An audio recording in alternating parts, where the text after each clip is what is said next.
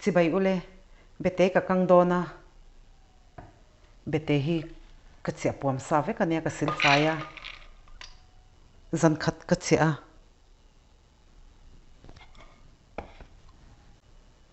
chi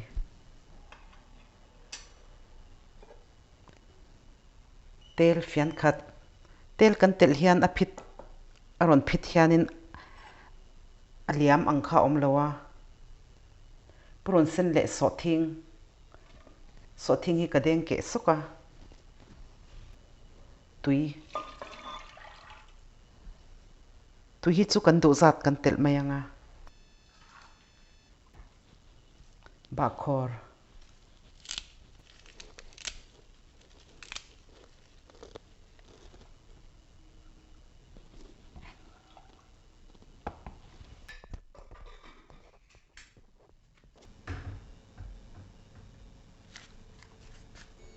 mei hi asang bera ka da voi khata phit nuwa minute som pariat borvel sima kan chuanganga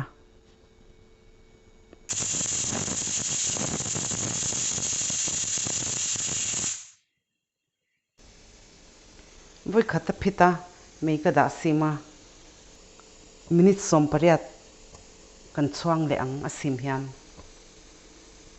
mei ko fa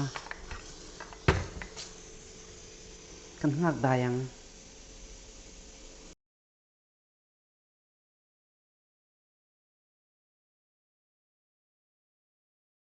rim tui lut tuk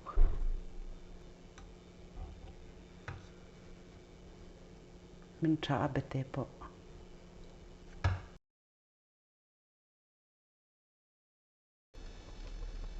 tel kan du zat kan tel menga fian thum borvel ka tela tel polum ve to puron var chan sin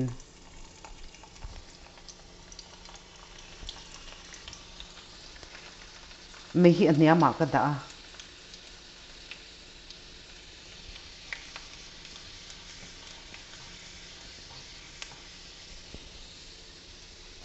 puron var hi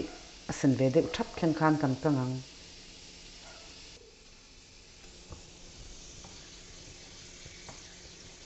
puron var po min to arong po in thlaka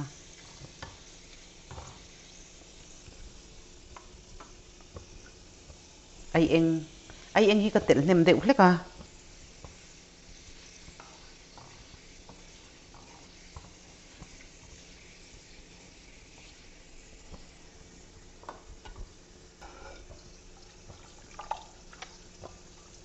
ai eng po min to Bete hi ka thlang nga langa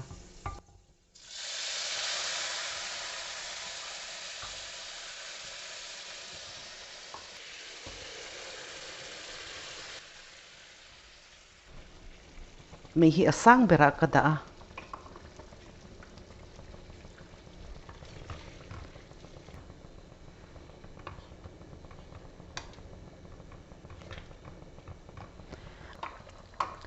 atui hi chu kan du zat kan tel mayanga arim hi atui lu to ka ba khor puron sen so thing hi mirim hianin atirim tui topa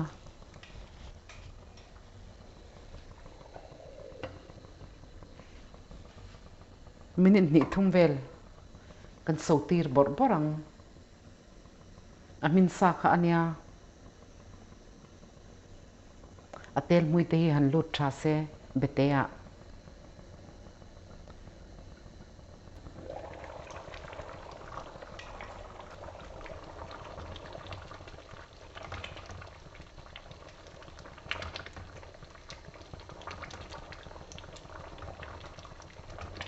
so tha to a make off thain ti zong te ni chuan in lo siam ve don nia ke channel min thlir saka wangin kalo me